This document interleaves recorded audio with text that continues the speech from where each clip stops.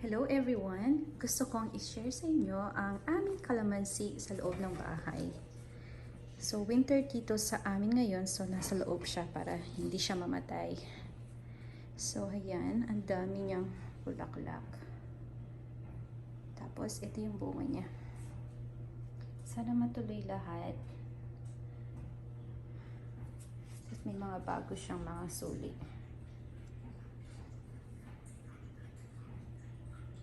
Tapos ang bango-bango ng bulaklak din niya. Ayan siya. Medyo nag-yellow siya kasi walang masyadong araw dito. So masyadong naarawan. Ayan, ang ganda. Sana matuloy lahat yung bunga niya.